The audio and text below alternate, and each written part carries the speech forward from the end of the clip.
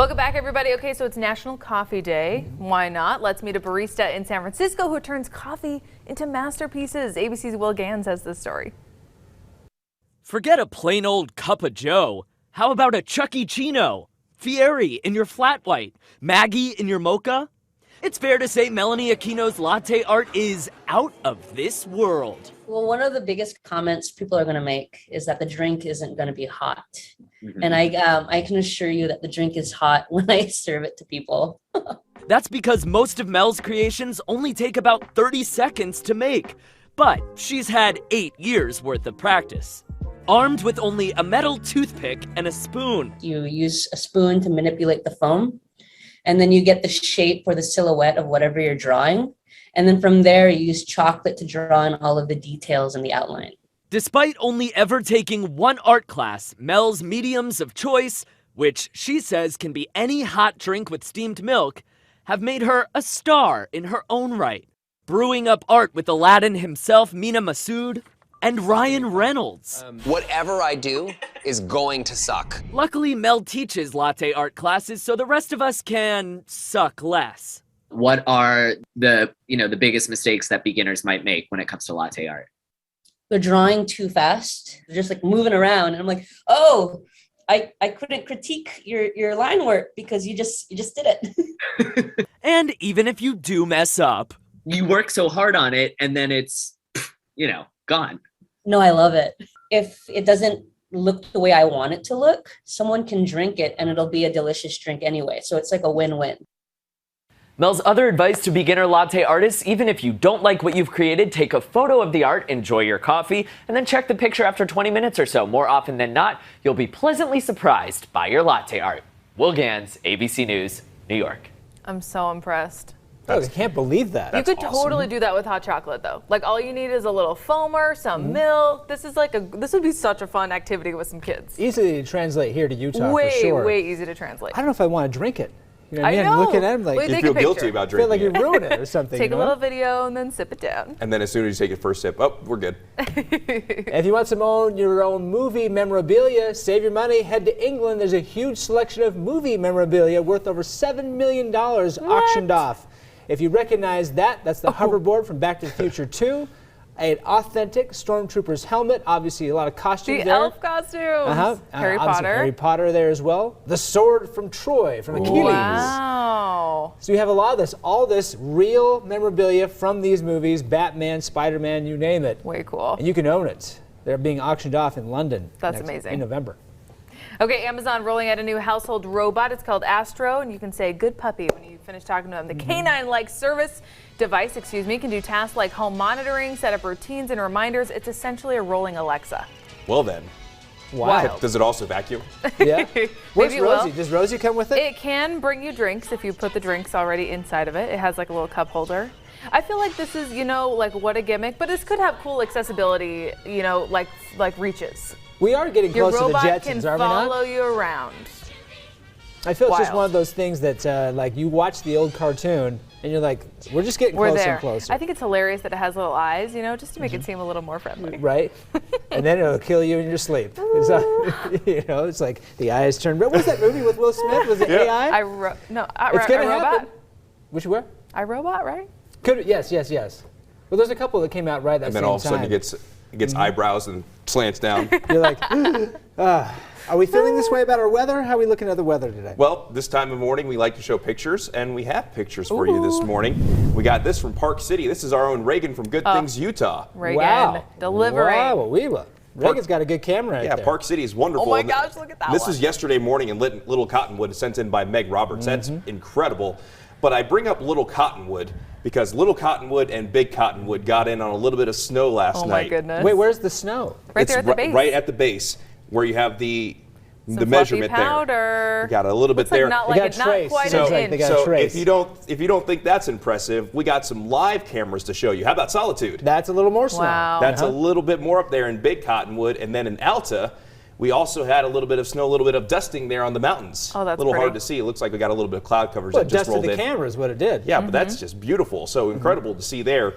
We're still tracking a little bit of moisture, mainly in the southern and the eastern half of the state. Temperatures this morning significantly cooler compared to what we saw yesterday morning. But for a daytime high, 61 degrees in Salt Lake City, a slim chance of rain early on. But by this afternoon, that rain chance goes away to the east. Similar in St. George, the daytime high of 79 degrees.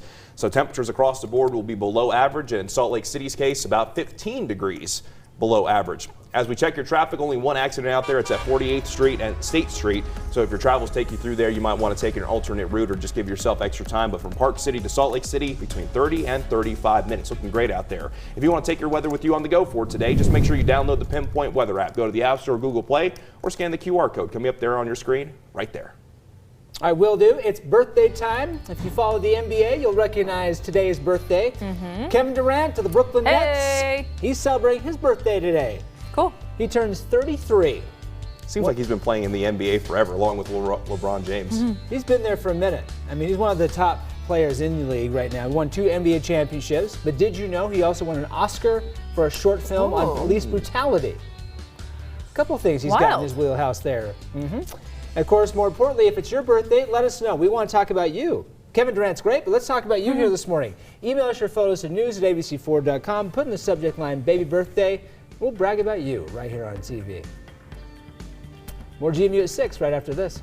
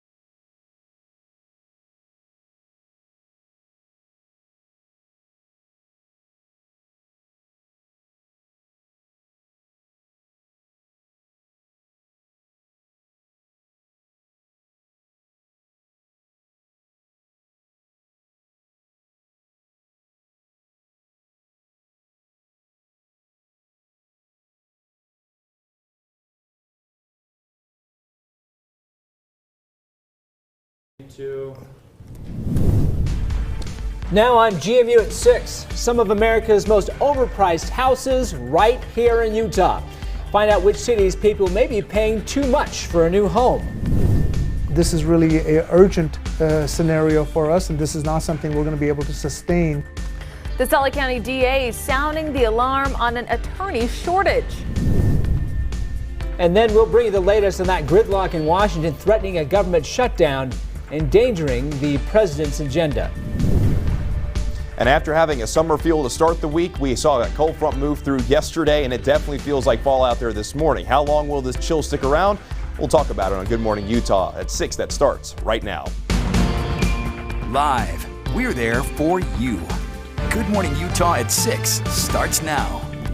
Good morning, Utah. I'm Brian Carlson. And I'm Sarah Martin. It is 6 a.m. on this Wednesday. And happening today, the University of Utah holding a candlelight vigil for football player Aaron Lowe, shot and killed in a house party over the weekend. Vigil tonight at 7 p.m. outside the Student Union building. The president of the university and players on Lowe's team all expected to speak. Meanwhile, police are still looking for the person who shot Lowe early Sunday morning. Earlier this week, investigators said they'd received a number of promising leads in the case. Following this story, ABC4 News is there for you. Stick with us for the latest developments and continuing coverage on the death of Aaron Lowe, both on air and online at abc4.com. Meanwhile, in Florida, a public records request there revealing Brian Laundrie's mother checked into a Florida campground in early September before Gabby was declared missing. According to our sister station in Florida, the record from Pinellas County shows that Roberta Laundrie checked into a campground site at Fort DeSoto Park between September 6th and the 8th, just days before Petito was declared missing. According to the Laundrie family attorney, the family camped from the 6th to the 7th and they all left the park together. Brian remains the sole person of interest in that investigation into Gabby Petito's disappearance and homicide. He hasn't been seen in more than 2 weeks. And Petito's family, meanwhile, spoke with the media yesterday for the first time since her body was found near Grand Teton National Park in Wyoming. Her family honoring her life with new tattoos matching one of Gabby's. They also officially announced the creation of the Gabby Petito Foundation to give help to families of missing people. Through our tragedy with losing Gabby, that in the future that some good can come out of it. The coroner there in Wyoming ruled Petito's cause of death as a homicide. Her family praying for justice. An attorney shortage here in Utah is threatening to delay hundreds of legal cases. This morning, the Salt Lake County District Attorney asking his county council for more than $300,000 to help fill vacancies. Sim Gill says he's having a hard time filling 26 open lawyer positions at the DA's office. He says there's a few things to blame for that. Aside from a shortage of lawyers, the pandemic caused a backlog of cases, and many legal professionals are changing their career altogether rather than deal with that overwhelming workload. It certainly runs the risk of impacting those cases, how quickly we can respond to them, especially for those cases which are victim-centered. We want to make sure that we have the proper staffing to ensure the public safety that our community deserves. Gill will go back to the county council next week to answer some questions they still have after a meeting yesterday. He's hopeful they'll decide to give him the money he needs to hire those county prosecutors. Let's check your weather this morning with meteorologist Thomas Gieboy. You know, I'm hoping that rain last night really cleared out the haze we've been having lately. Well, there's going to be a little bit of haze through today, but that northerly breeze as we go through today will really be helping with that haze, and the air quality today across the state is actually looking pretty good. But don't be surprised as we go throughout the morning. You notice that haze, but that northerly flow will help things out, especially by the time we get towards the second half of the day. In the meantime, the view from St. George looking lovely this morning. We still have a little bit more than an hour to go before we actually get to sunrise, so it's for this dark and early morning looking quite nice out there. On the satellite and radar, we saw a few showers make their way across the Wasatch Front. We still got a little bit of cloud coverage out there, and we still could see an isolated shower or two really over the next couple of hours. But as we move towards this afternoon, all of that moisture will be moving into the easternmost extent of the state. Meanwhile, right along the I-15 corridor, more or less between Cedar City and Richfield, got a couple of light showers as well, along with maybe a little bit of a wintry mix up in those higher terrain areas. But temperature-wise, we're sitting at 48 degrees in Provo, 47 degrees in Salt Lake City. We've still got another hour or two for our temperatures to cool off, so I wouldn't be surprised within the next couple of hours we get to 45 degrees in Salt Lake City. Meanwhile, it's 60 degrees in St. George and 60 degrees in Lake Powell, and the daytime high in Salt Lake City, 61. Much cooler with that chance early. There'll also be a chance early in St. George, but that rain chance, like we'll see along the Wasatch Front, will move east of I-15 as we make our way towards this afternoon with a daytime high of 79 degrees, and it will be breezy and windy as that cooler air continues to filter in, and that's going to lead to a cool and chilly night tonight. As we check your traffic, I got a couple of accidents out there. One of those that's at 48th Street at State Street. but that accident looks like it might be in the clearing stages, and got a new accident that just popped up. We'll get you that information coming up in just a bit. If you're going from Park City to Salt Lake City, drive time's right on time, between 31 and 32 minutes. Safe travels. All right, thank you, Thomas. Only on for a family taken advantage of, now getting their due. Court records show a contractor accused of incomplete jobs and taking his client's money admitted guilt in several cases. ABC4's Jason Wynn speaks with one of the victims who says he's glad to get his family's money back. Months ago, ABC4 News featured 6 different families complaining about unfinished construction by this man, Trace Conlon of Riverbend Cabinets. Matt Arnold tells us he hired Conlon for $1,500 to hang drywall in his basement. Are you a licensed contractor? I have no comment. Is your client a licensed contractor? No comment. Court documents show Conlon never had a contractor's license. Cases opened up against him in Davis and Weber counties. Through the court system, we found out that Trace pled guilty. Arnold says prosecutors tell him he'll get his $1,500 back in full. We're pushing almost 2 years now. It's kind of crazy that it actually finally came through to where we can call it done and never have to look back again. Those who tried to work with Conlon tell me this was a hard lesson in hiring a contractor, and they want Utahns to learn from their cases. Just fully check people out, check Better Business Bureau, check their reviews. Just do your due diligence and make sure you're getting who you think you're getting. In Salt Lake City, I'm Jason Wynn, ABC4 News.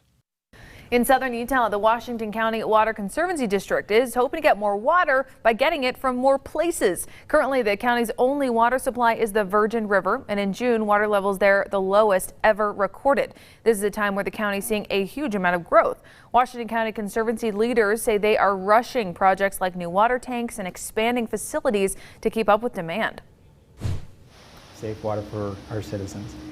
If we don't do these projects, we would reach a point where we'd have to stop construction and stop growth. But that's part of the missions of the district and the cities, is to continue to add additional water supplies. According to city data, more than 1,100 building permits have been issued in St. George just this year to deal with residential growth.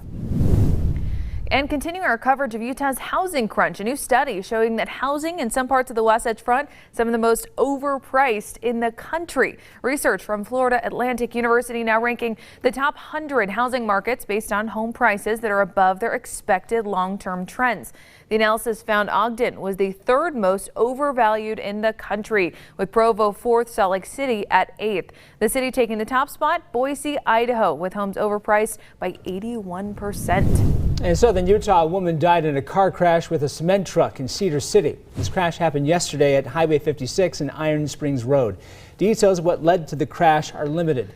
We know the cement truck crashed with a white Ford Explorer. The woman driving died. All 4 passengers, meanwhile, taken to the hospital with critical injuries. The driver of the cement truck wasn't hurt.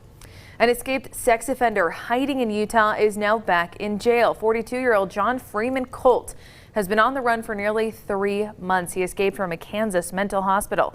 U.S. Marshals posted a $10,000 reward for any information leading to finding him. Someone sent a tip to the Wayne County Sheriff's Office saying they saw a man who looked like Colt at a southern Utah campsite. After a brief chase, deputies in Wayne County arrested him. He's currently being held in the Sevier County Jail in Richfield before he returns to Kansas. And police arrested a BYU Idaho student reportedly caught in a sex sting. They say he was driving to meet with someone who he thought was a 14-year-old girl for sex. According to the East Idaho News, 25-year-old Spencer Keegan Rawlings, however, was actually talking with an undercover Idaho Falls police detective. Rawlings allegedly asked the supposed 14-year-old to send him nude photos, asked him to meet her to have sex. Well, he drove 30 miles from Rexburg to Idaho Falls, currently booked into jail. Utah college students are struggling with their mental health during this pandemic. A study from the mental health group Active Minds found 89% of Utah college students are experiencing stress and anxiety because of COVID-19. Some school administrators we spoke to say they are struggling to find and hire enough counselors for students to meet those needs, and those needs are only growing. And those have continued through the pandemic with a little bit of a sense of heightened severity just because of people's coping buffers being worn down. Universities are increasingly relying on community partners and online services to help students deal with mental strain. And then in Lehigh, a fire broke out behind a home and burned a building behind it to the ground. Lone Peak firefighters posted this video yesterday of their crews spraying water on what was left of what looks like a shed. 3 fire teams responded to that fire. Thankfully, firefighters quickly put out without that fire spreading to the home. The time is 6:10. Coming up here on GMU, the government shutdown potentially could threaten Afghan resettlements. Here, what relief programs are hoping the government will do about it. And then Red Cross talking youth action campaign for international humanitarian law. Find out how young adults can participate. And don't forget, staying informed, never easier. The ABC4 News is there for you. Stay up to date right there from your phone. Just download the ABC4 News app. All you do is scan the QR code on your screen.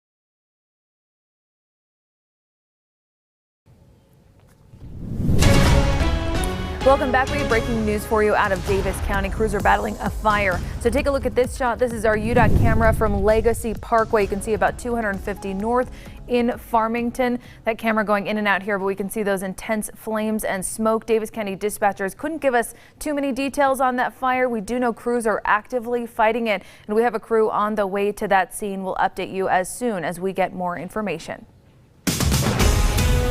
Time now for your weather on the 4s. Time is 6:14. Let's check your weather on the 4s with meteorologist Thomas Gieboy. You know, Thomas, that storm last night has to be doing us some good this morning. Yeah, we got at least a little bit of rain in Salt Lake City. Meanwhile, in some of the higher elevations, actually got a little bit of snow. I'll show you a view coming up in just a moment. But our headlines include lingering moisture for those along the I-15 corridor, including the Wasatch Front. We'll keep a slim chance for a shower early today, but that rain chance will be moving east of I-15 as the day progresses. We'll get below average temperatures across the Beehive State today. Cool, crisp wind as that cooler air continues to filter in. And then tonight it'll be turning chilly once again. But after tonight, we will go on a slow and steady warming trend. In the meantime, though, here's the current view from downtown Salt Lake City with the doTERRA camera. Looking lovely out there this morning. Got a little bit of cloud coverage still right along the Wasatch Front. Meanwhile, as you travel a little bit farther north into Big Cottonwood, or I say farther north, I mean in the higher elevations, this is the view from Solitude this morning. Actually got a little bit of snow there on the ground, so both Big Cottonwood and Little Cottonwood in the higher elevation got a little bit of snow from last night. When we look at the radar currently, most of the shower activity is in the southeastern half of the state, but we are tracking a couple of light showers basically between Richfield and Cedar City, and the higher elevations got a little bit of a wintry mix, and we still, with that cloud coverage, could still see maybe 1 or 2 showers along the Wasatch Front, but that moisture again continues to work its way off to the east, and you'll see that here on the Futurecast. Started at 7 o'clock this morning, and by mid-morning just about all the moisture again going to be east of the Wasatch, maybe in some of the higher terrain, mainly up towards the Uintas and also into the southeastern corner of the state. And if we do find any additional wet weather as we continue from this afternoon into this evening, it's going to be in the easternmost extent of the state. And then as we go into tonight with that northerly flow continuing, drier air will continue to move in, and that's going to mean predominantly dry skies as we work our way into Thursday. But for today, we're going to be looking at a daytime high of 61 degrees in Salt Lake City, 61 degrees in Provo. Those temperatures almost 30 degrees cooler compared to what we saw on Monday. Meanwhile, in St. George, a high of 79 degrees, and you'll see that on the southeastern half of the state, that's where our best rain chance is going to be. And then as we move into tonight, it will be turning chilly once again with an overnight low of 42 degrees in Salt Lake City. And in the higher elevations, we could see those hard freeze conditions once again. So that's something to keep in mind if you are, maybe if you have any plants that are sensitive. So if you're in Heber, Mirror Lake, or up towards Colville, those temperatures tonight expected to be dropping into the 20s. As for the smoke situation, there's still going to be a little bit hazy out there for today, but that northerly flow will continue to help things out, and that'll help thin out the smoke, especially as we get into tomorrow. The air quality for today, even still, not looking too bad. As for St. George, we're looking at an AM chance this morning with a daytime high of 79 degrees. It's going to be on the windy side, and then tonight chilly with an overnight low of 49 degrees before we see that slow and steady warming trend with the middle 80s coming up for this upcoming weekend. Along the Wasatch Front, that AM chance is going to be breezy with a daytime high of 61 degrees. Then tonight turns chilly with an overnight low of 42 degrees, but will be in the upper 60s to around 70 degrees for Thursday and Friday under a partly cloudy to mostly sunny sky, and is shaping up to what's going to be a beautiful weekend with lower to middle 70s, very close to average. As we check your traffic, there are a couple of accidents out there, one at 48th Street, and it looks like one might be on 215, but we'll get you that information coming up in just a little bit. But traffic across the metro is still flowing along well. Salt Lake City to Ogden, about a 30-minute drive. If you want to take your weather with you on the go, all you have to do is download the Pinpoint Weather app. Go to the App Store, Google Play, it's free, or scan the QR code right there on your screen. The history of our country laced with armed conflict and humanitarian aid. This morning we're talking about an incredible leadership opportunity for teens and young adults, educating their peers about that, how that history translates into our future and our present. It's with the Red Cross, and it's called the Youth Action Campaign. Young people ages 13 to 24 get to create and run their own campaigns, educating their peers and really the rest of us on the vital role that humanitarian aid and humanitarian laws have in our lives. Talk about a cool topic. So here to chat with me about that leadership opportunity, Dee Dodwell with the Red Cross, who works with our armed forces and international services, and then her daughter, Catherine Dodwell, the Red Cross's Action Youth Campaign advocate for Utah. Thanks so much for being here, Dee and Catherine. Thank you. What a cool, I mean, kind of a heady topic, international humanitarian law for kids. I mean, a topic that a lot of adults maybe wouldn't even know where to start. Catherine, I mean, why is this so important and valuable for kids today? Today, it's so important right now because schools don't cover this topic as much. It's like, okay, the Geneva Conference happened, and then they don't talk about it anymore. And I think it's so important to learn about those very specific things because it's so important in the world today. Mm-hmm. Like, we're going through things today that makes it really important to know about that. Right, topic. Especially in the news right now with the end of the war, we have Afghan refugees coming here. I mean, we're talking specifically about those topics. Dee, I mean, you've been working, both of you have been working with the Red Cross for about 4 years now, and you were previously in the armed services in the Air Force. How is this kind of fulfilling the Red Cross's mission, kind of serving those armed services and preparing our youth to serve them as well? Absolutely. So for American Red Cross International Services, we're actually a part of the Geneva Convention, so we're chartered by them to teach international humanitarian law. So there's 191 countries that has signed up to be a part of the Geneva Convention, and we all agreed that we're going to teach international humanitarian laws to our citizens. Wow. So national headquarters came up with the idea, let's let the youth teach the youth. Because sometimes you have adults, you know, I could tell her to do something every day and she might not listen to me. Yeah. But when you have peers and they're able to be creative and make music videos and everything like that, and it brings them and inspires them. Catherine, talk to me about what I understand there's a specific campaign for this year, and talk to me about what the involvement actually looks like. What will kids be doing on a day-to-day basis? What's the time commitment like? Okay. So for the time commitment, it's mainly on yourself. And the topic this year is the preservation of cultural property, and which is very interesting. Last year, I focused on education and more. So this year, it's very important that we're doing a lot of it online. So you're working mainly on your own, but you also have your peer-to-peer. So it's like, okay, I need help, I'm going to contact this person. And so the time commitment is mainly on yourself, but you're working by yourself. So it's a lot of, okay, I'm self-driving, I'm focusing on this. I'm educating myself on this topic and then creating something cool that I enjoy. Which is very cool because we can either do it in person. I personally did it through my school, but you can do it through social media and stuff like that. So cool. Talk to me, I mean, I'm sure you've met some really cool people doing this, kind of creating relationships. Yeah, it's very interesting. Through my whole entire career of Red Cross volunteering, I've met so many amazing people, so many amazing veterans. Yeah, way cool. Talk to me about how kids can get involved, how young adults can get involved. You're really targeting people 13 years old to 24 years old. That's quite a span. So how can they get involved in the process if they'd like to? So anybody that wants to become a leader, wants to learn about a little bit of leadership on their resume, they can contact American Red Cross, any local chapter. Just say they want to talk about the Youth Action Campaign, and our team will put them in contact directly with me, and we'll start working with our coordinators and advocates. The Youth Action Campaign, we'll make sure to link that resource on our website too, abc4.com/GMU. What a cool opportunity. Dee and Catherine Dodwell, thanks so much for being here. I appreciate your time. We appreciate your time. Thank you. Time is 6:21. Up next here on GMU, Democrats in Washington breaking ranks on president's infrastructure plan. Hear what has moderates and progressive Democrats at odds now with each other. And then government gridlock. See the latest on the stalemate in Washington, threatening a government shutdown between Republicans and Democrats just 2 days away. As we head to the break, here's a live look outside downtown Salt Lake. Beautiful start to your Wednesday morning. We're back with more right after this. Good morning. Coming up here on GMA, the vaccine mandate showdown. United Airlines announcing it's firing hundreds of workers for not getting the shot. Meanwhile, thousands of American Airlines pilots still don't have their shots. Their union is warning of holiday travel chaos. We're going to have the latest there and so much more right here on GMA.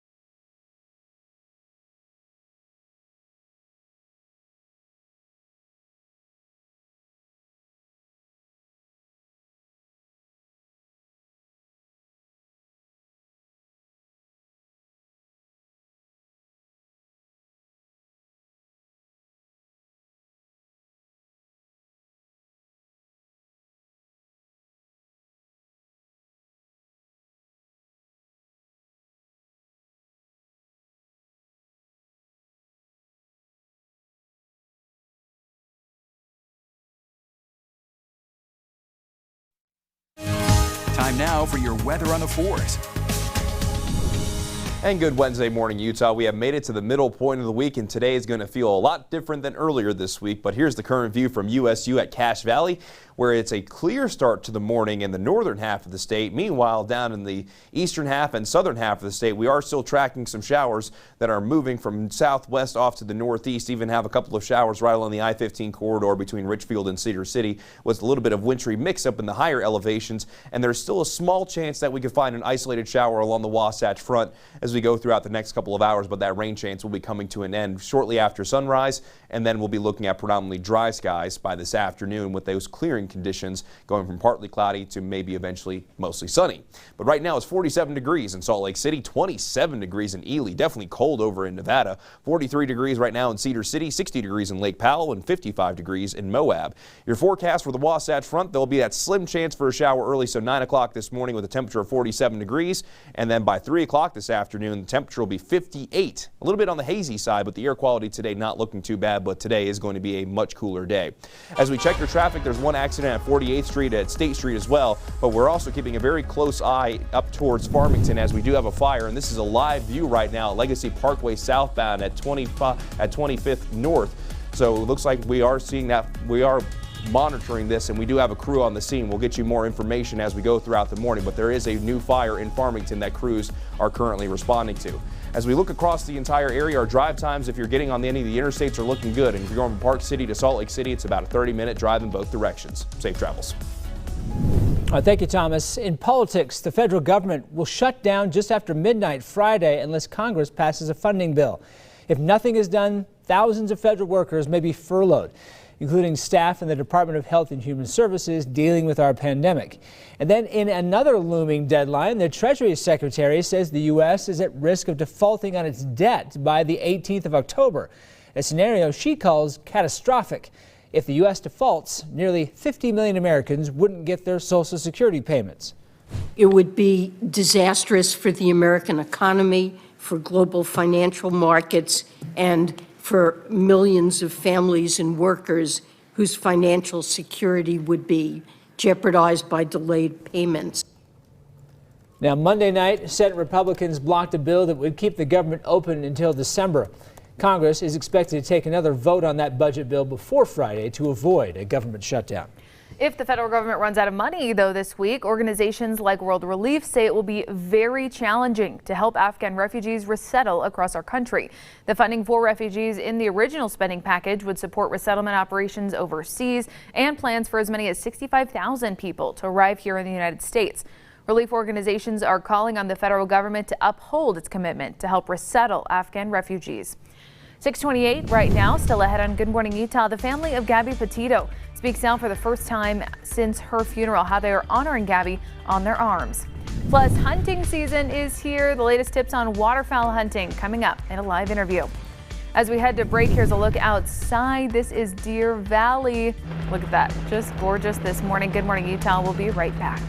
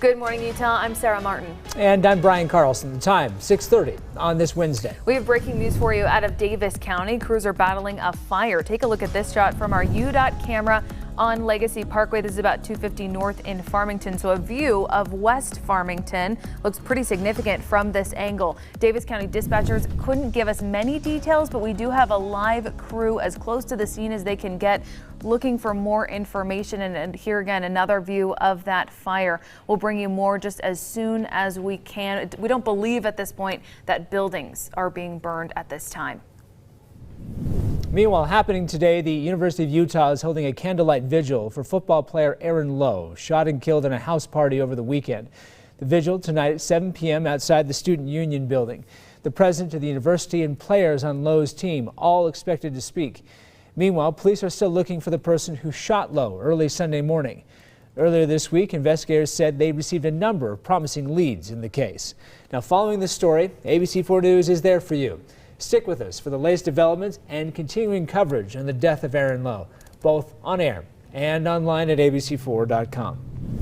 Meanwhile, in Florida, a public records request there revealing that Brian Laundrie's mother checked into a campground in early September before Gabby Petito was declared missing. According to our sister station in Florida, the record from Pinellas County shows Roberta Laundrie checked into that campground site at Fort DeSoto Park between September 6th and the 8th, just days before Petito was declared missing. According to the Laundrie family attorney, the family camped from the 6th to the 7th, and they all left the park together.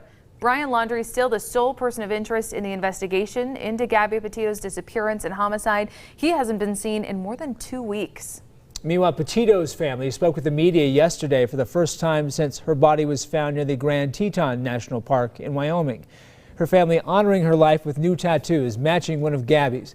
They also officially announced the creation of the Gabby Petito Foundation to help families of missing people. Through our tragedy with losing Gabby, that in the future that some good can come out of it. Now, the coroner there in Wyoming has ruled Petito's cause of death as a homicide. Her family praying for justice.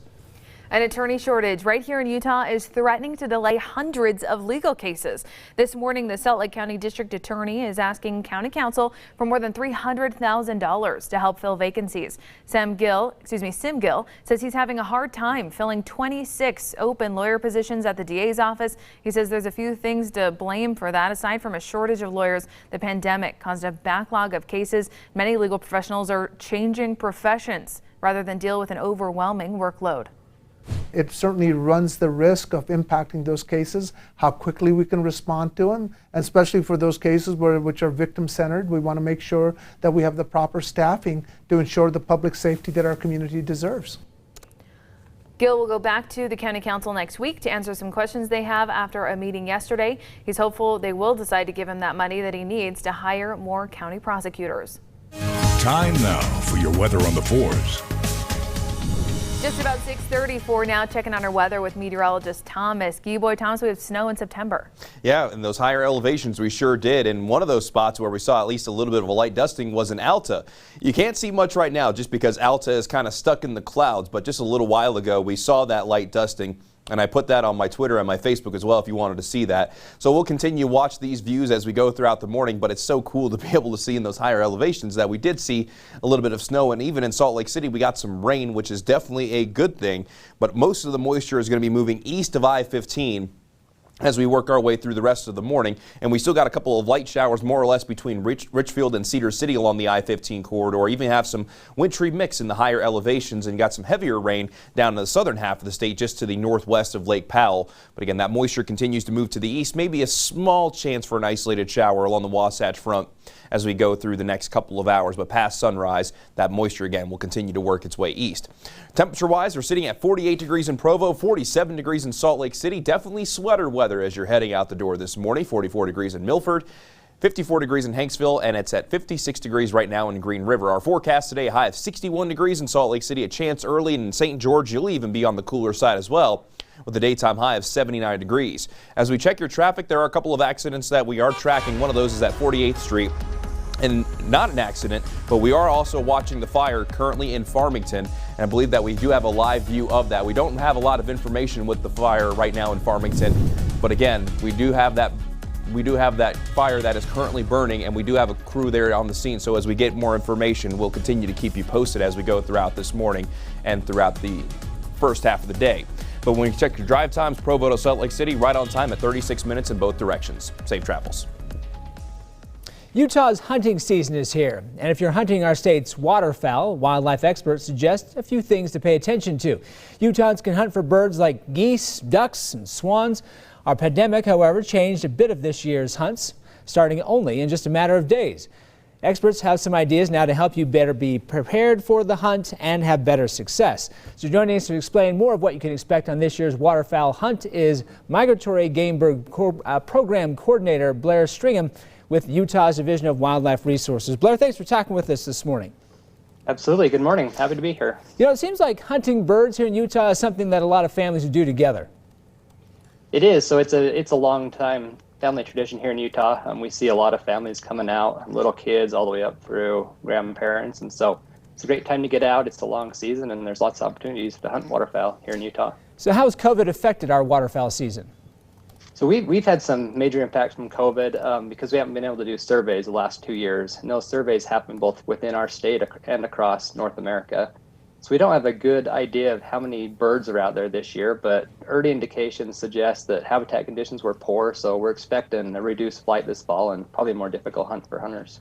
So really the basic thing here is that a lot of hunters headed out there for those birds have more questions this year than they would have otherwise.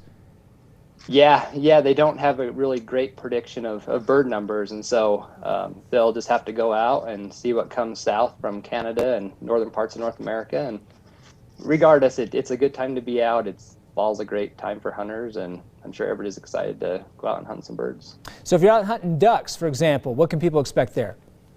So for ducks, we're really expecting the fall flight to be reduced from what it's been the last 5+ years. We didn't have a lot of nesting birds this year, and so there'll be a lot of adult birds. That means they'll be smart, so hunters will have to try extra hard to get those birds. And juveniles make up a large portion of our harvest each year, so hunters can expect to just have a reduced bag this year as they go out. Any good places to find ducks here in Utah? Yeah, we have a lot of marshes, particularly along the Great Salt Lake, that we manage specifically for waterfowl. They're easily accessible for hunters as well. So I would encourage them to check our website. You can find a list of all of our waterfowl management areas, and that's a great place to start because they're managed for birds, and they usually have a lot of birds on them as well. So it gives you some good places to start looking, at least there. What about geese? So geese did really well again here in Utah. Their production isn't as dependent on water sources. And we've had a growing population of Canada geese really across North America for a long time now. So we expect the goose hunt to be good again this year, probably similar to last year. And hunters should expect to see more and more geese show up in Utah as the fall progresses. Any areas like the ducks that people should look to for the geese? Yeah, for geese, they tend to like more of the agricultural areas. And so if you can find fields, particularly corn or grain fields, that's a good place to start. Our marshes also hold birds as well, particularly late in the season. Goose hunting can be really good on our waterfowl management areas. What about swans? So swans take a special permit to draw, so we give out just under 3,000 of those each year. So you can't hunt swans unless you have that permit. Most of those birds tend to be in the Box Elder County area. Bear River Bird Refuge is a good place to start, as well as our waterfowl management areas up there, like public shooting grounds or Harold Crane. We also see some of them on some of our other waterfowl management areas closer to the Great Salt Lake, like Farmington Bay and Ogden Bay. Now let's say you get Yahtzee with all three of those. I understand that you can make a fun competition out of it. Yeah, it gives you a lot more options than some of your friends might have. So really, as the fall progresses, kind of that November time frame is kind of the golden time to get out there for all three of those species. People want to find out more information, where do they go, Blair? Our website, we have a lot of information there. We also produce guidebooks. They're a pamphlet that has all of our information about hunting regulations, and those can be found at really any major sporting goods stores. And really, there's a lot of resources online. A lot of the major waterfowl conservation groups have information about ID, so check those out, and you can learn more just about anywhere, but particularly on our website, it's one of the best places to go. And of course, we'll have a link to that on our website, abc4.com. Talking this morning with Blair Stringham here with Utah's Division of Wildlife Resources. Happy hunting there to you, Blair. All right, thanks. I appreciate it. 6:40 right now. Coming up on Good Morning Utah, St. George is outgrowing its water supply. What's being done to get more water to southern Utah? Plus, the volcano in Spain still spewing lava. How far that molten rock has traveled. Don't forget, staying informed has never been easier. We are there for you with your latest headlines. We've got an app for that, free on your app store, or just scan that QR code on your screen. Here's what's coming up on Good Morning America. In this morning's GMA First Look, shipping wars. Retail experts urging consumers to start their holiday shopping now. An onslaught of manufacturing and cargo disruptions may make in-demand products delay in shipment or sell out altogether. This drone footage capturing the growing backlog of cargo ships stuck in the southern coast of California. An increasing rise from just 1 week ago, where Southern California ports responsible for nearly half of all U.S. imports were already hitting record numbers of idle ships waiting to unload. This is more cargo than we've ever seen before. Industry labor shortages across the board, a driving factor in delays. What we're seeing on the ports has to do with supply. The reality is that labor is very tight across the economy right now. And it's not just your packages that might be delayed. Coming up at 7 a.m., we'll also tell you about the big changes coming to the U.S. Postal Service. With your GMA First Look, I'm Mona Kosarabdi, ABC News, New York.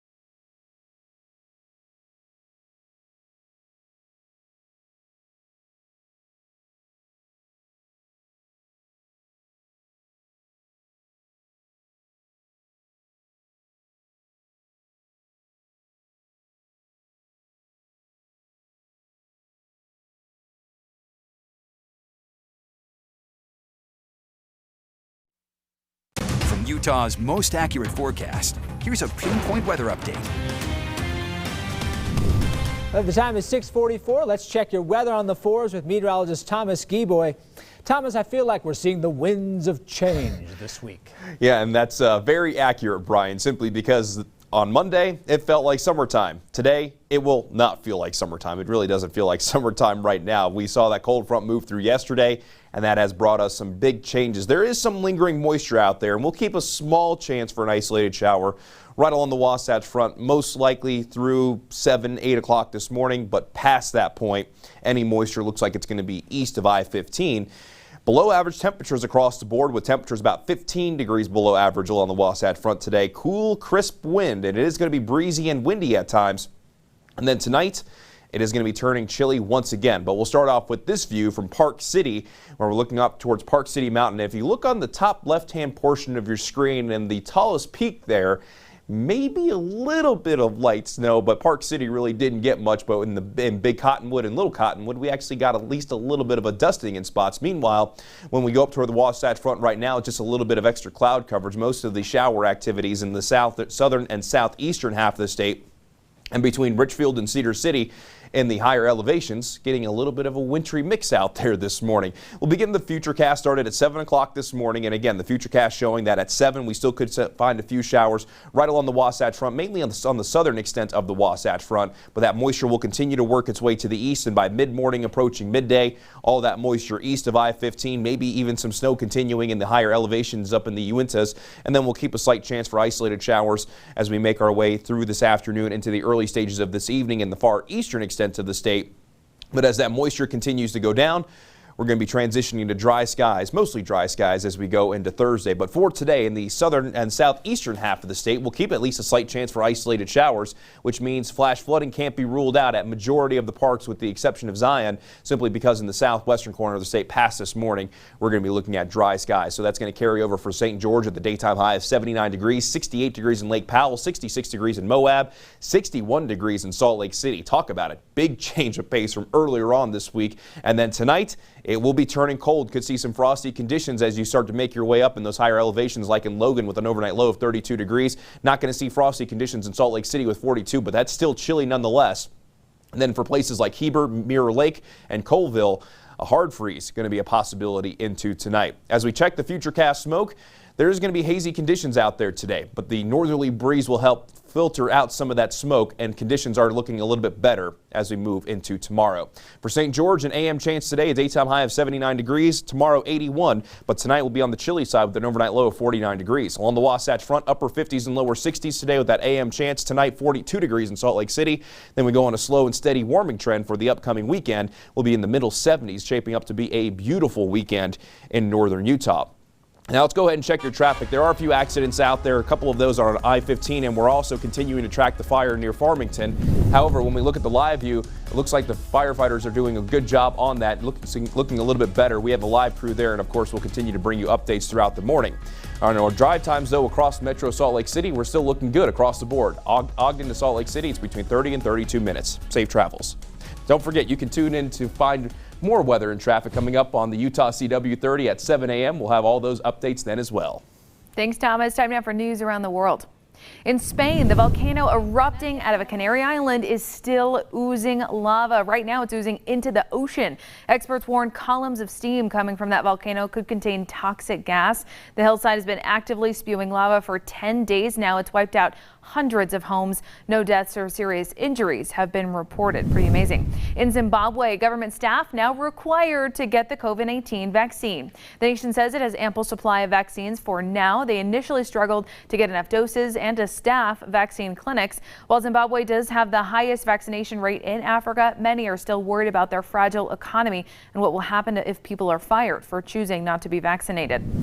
And here's a fun one out of the UK. Some well-known movie memorabilia going up for auction at a movie prop store. We've got Marty McFly's hoverboard, an original Stormtrooper helmet. You're seeing some Harry Potter costumes right there. Pretty awesome. More than $7 million worth of props is going to be auctioned in November. The store says the purpose here to preserve movie history. Why not take a piece of it home if you've got the cash, of course. Pretty awesome. That's your news around the world. And then your business news, the stock markets are down, but house prices stay high, and the sales of new cars expected to take a slide. Here's your Good Morning Utah business report. Stock markets continuing their September slide, with tech stocks pulling the markets down.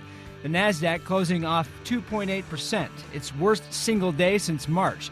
The S&P dropped 2%, its worst day since May, and the Dow down 1.6% at the close. And also down consumer confidence. The Conference Board says its consumer confidence index has fallen more than expected in September, down for the third straight month. Worries about inflation and the spread of the coronavirus weighing on the willingness of Americans to go out and spend. Plus, many are spending on homes. Prices in July up nearly 20% compared to a year ago, according to the latest S&P Case-Shiller National Home Price Index. Tight supply sparking bidding wars, driving prices up. And finally, retail sales of new cars expected to fall about 25% when September's numbers come in. That from consultants J.D. Power and LMC Automotive. They say supply chain issues for everything from computer chips to glass continue to squeeze inventories of new cars and sales. And that's your Good Morning Utah Business Report. And now only on 4, a family taken advantage of, now getting their due. Court records show a contractor accused of incomplete jobs and taking his client's money, admitting guilt in several cases. ABC4's Jason Winning speaks with one of the victims who says he's glad to get his family's money back. 17 months ago, ABC4 News featured 6 different families complaining about unfinished construction by this man, Trace Conlon of Riverbend Cabinets. Matt Arnold tells us he hired Conlon for $1,500 to hang drywall in his basement. Are you a licensed contractor? I have no comment. Is your client a licensed contractor? No comment.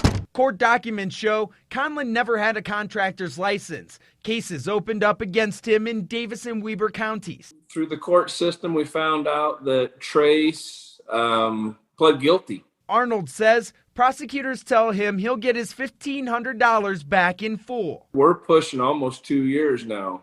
It's kind of crazy that it actually finally came through to where we can call it done and never have to look back again.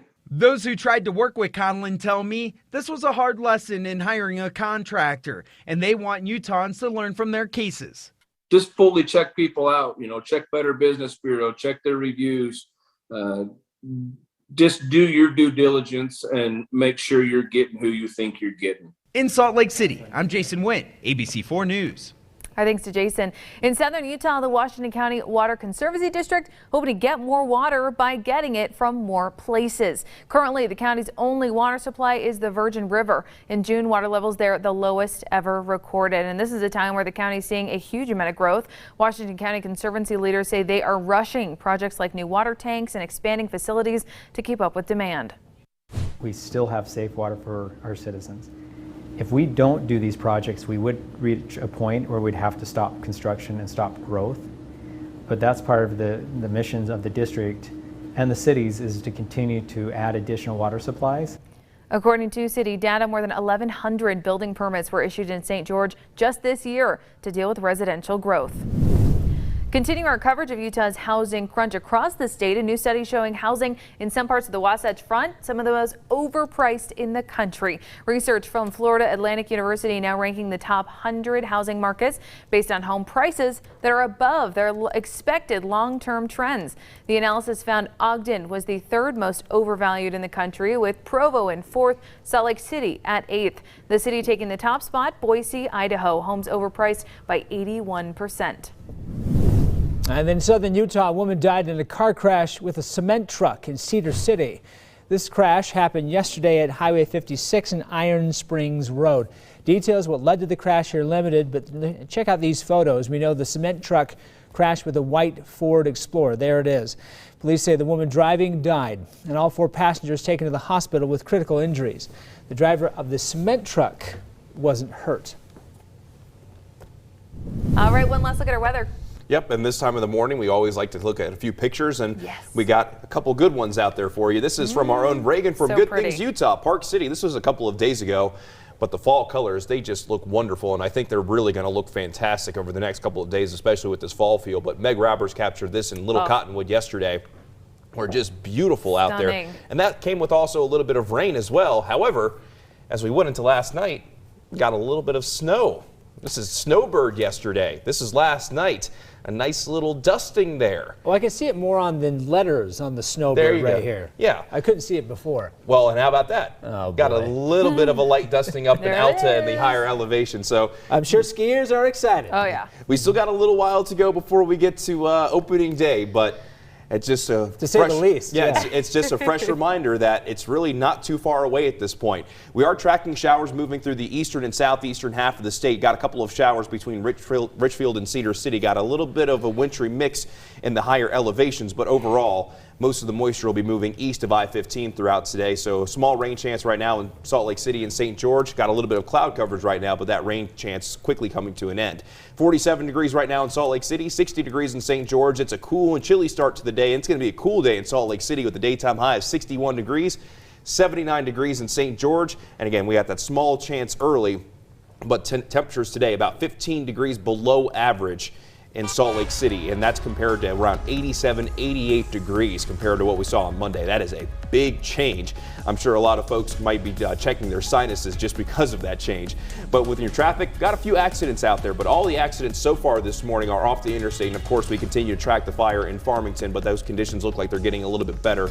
But if you're traveling across the area, the drive times, they're still looking good if you're taking any of our major thoroughfares, 80, 84, 15, and 215. From Salt Lake City to Tooele, it's between 30 and 35 minutes. If you want to take the weather with you on the go, just download the Pinpoint Weather app. Go to the App Store or Google Play or scan the QR code right there on your screen.